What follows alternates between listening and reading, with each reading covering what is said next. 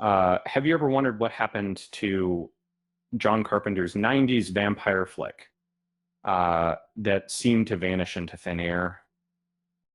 Before diving into the tale, don't forget to subscribe to the channel and hit that like button.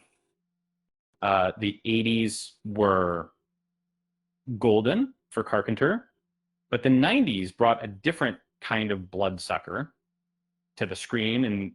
And Carpenter, known for horror classics, took a stab at the vampire genre with his 1998 film Vampires,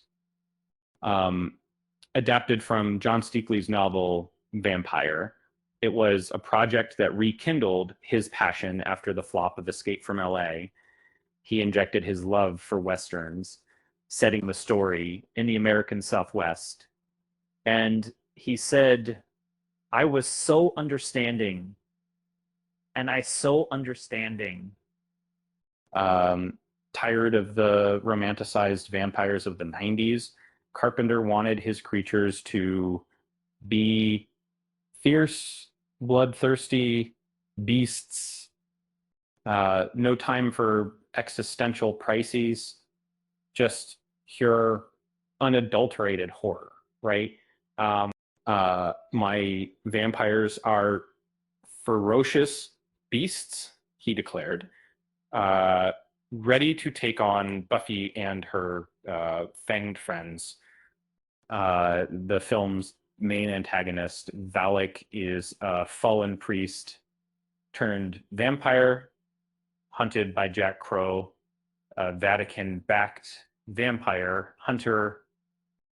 James Woods' portrayal of Crow is a mix of badassery and bravado, but lacks depth compared to Carpenter's earlier works.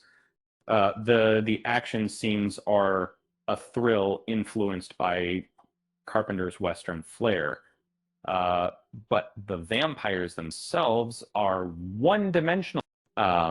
They miss the complexity that makes literary vampires so intriguing. It's a shame that Carpenter's vampires lack the depth of his other creations.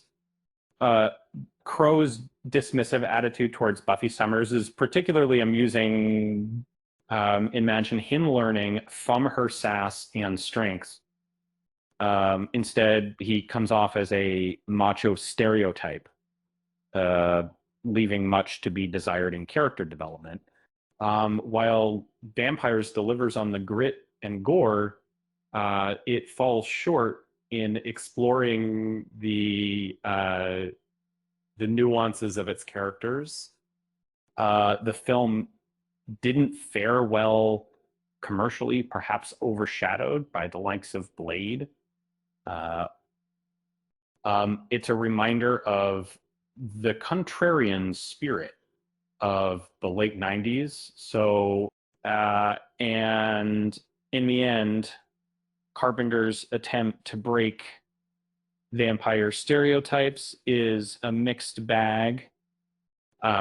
As for Crow's encounter with Buffy, well, let's just say he'd be a vampire kibble in a heartbeat.